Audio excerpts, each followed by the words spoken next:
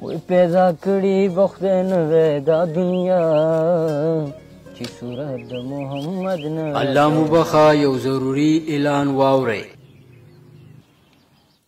پاچا سلامت غواړي چې خپل لور ګلمکۍ داسې ځوان ته په نکاح کې ورکړي چې هغه ځوان د هغه د لور 3 شرطونه ومني. نو د خپل قسمت ازمایولو لپاره د پاچا دربار ته راشئ. یا الله ته ډېر مهربانه ذات یې، په دې روژه کې په موږ باندې ورحمېږې. دا خو ډېر زرین چانس دی. ورځمه که شرط مې پوره کړ هماغه دی، او که شرط مې پوره نه کړ بېرته به ترې راځمه.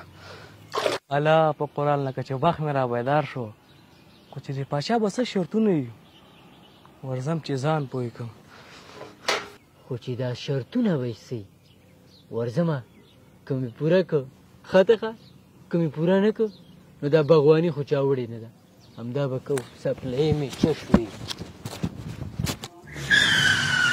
آرام آرام آرام آرام. دا داسې دي مړه، دا چپ شئ مړه چپ شئ. ویم یې درته که نه مړه څه شرطونه څه شرطونه. صبر وکړئ لږه. ګورئ ځوانانو، شرطونو ته ښه په غور غوږ ونیسئ. زما د لور اولنی شرط دا دی چې خاوند یې باید همیش د قرآن کریم تلاوت وکړي او ختمونه وکړي. او دویم شرط یې دا دی چې خاوند یې باید ټول کال روژې ونیسي. او دریم شرط یې دا دی چې خاوند یې باید ټوله شپه په عبادت کې تېره کړي. ها ځوانانو، تاسو کې اوس کم یو ځوان دا شرطونه پوره کولی شئ چې هماغه زما زوم شي؟ پاچا صاحب مونږ چې دغه 5 وخته لمونځ راټینګ کړو دا هم غټه خبره ده، او دا شرطونه زما د وسې کار نه دی. زه به لاړ شم.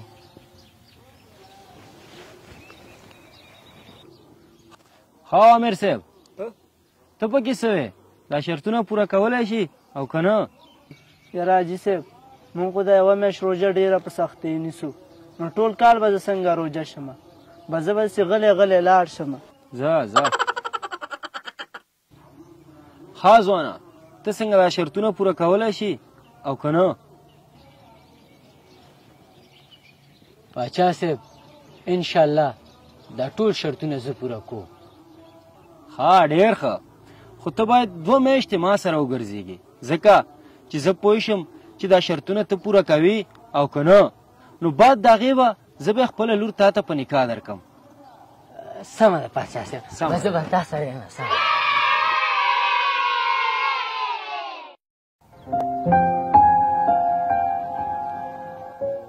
ځوانه، زه نشم کولی چې تا ته خپله لور په نکاح درکړم. ته تلی شي. ولې پاچا صاحب ما کومه غلطي کړې ده؟ تا په دې 2 میاشتو کې زما د لور شرطونه پوره نه کړل، نو آینده کې به یې څه پوره کړي؟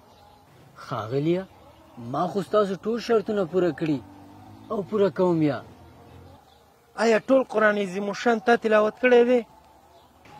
او ښاغلیه زه د ورځې 3 ځلې سورت اخلاص لولم، او نبي کریم صلی الله علیه وسلم فرمایلی دي چې هر هغه څوک چې 3 ځله سوره اخلاص ولولي نو د پوره یو ختم معادل دی، یعنی د یو ختم عمره اجر ثواب الله جل جلاله هغه انسان ته ورکوي.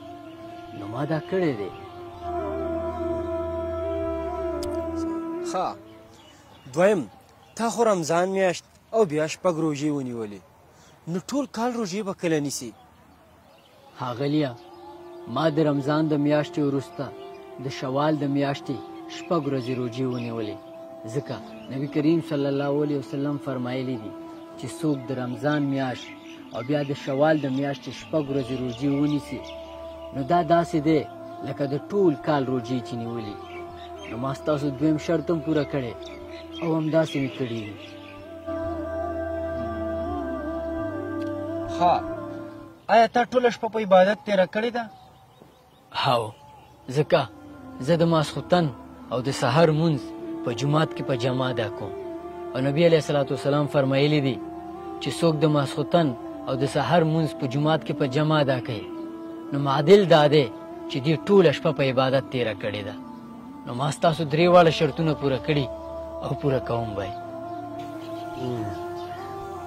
ما هم فکر کوم چې دومره سخت شرطونه به څوک پوره کړي، خو رښتیا هم زموږ دین ډېر اسانه دی خو چې څوک پرې عمل وکړي.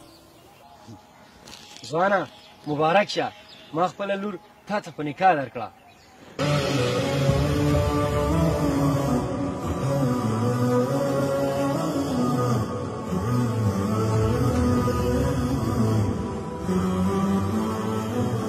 قدرمنو دوستانو، د ویډیو نه مو هدف عامه پوهاوی و. که ویډیو مو پوره کتلی وي نو په کمنټ کې ولیکئ جزاک الله او د ثواب په نیت یې شیر کړئ. که چا هم پې عمل وکړه نو په ثواب کې را سره سم شریک یه. والسلام.